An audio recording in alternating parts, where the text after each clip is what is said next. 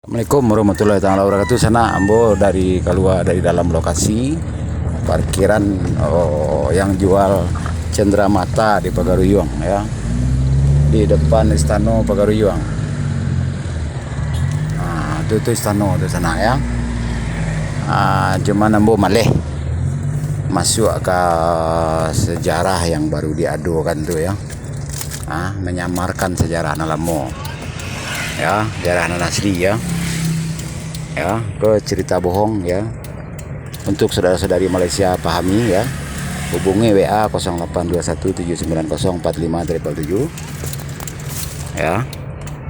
Istana awal yang dibakar Belanda bukanlah yang ini. Ya.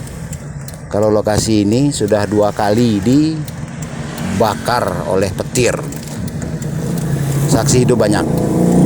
Ya, jadi ini sejarah bohong ya. Itu untuk saudara-saudari pahami ya. Maaf saya tidak masuk karena ini cerita bohong, karena saya menganut versi yang asli ya, dan orang yang versi asli pun sudah bercampur pula dengan kebohongan ya. Ada yang mengaku asli saya temui, situs pun sudah bercampur pula dengan kebohongan. Maaf ya. Saudara-saudari tunggu sajalah saya membawa kamera KPK Tipikor Seni Budaya ke sini ya. Termasuk kamera saya wawancara antum sekalian nanti ya.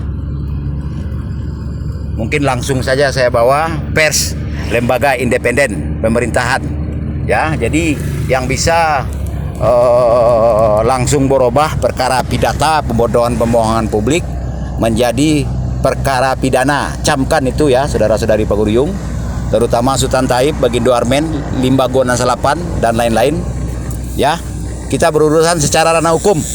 Saya tuntaskan urusan itu di Minang saat ini ya.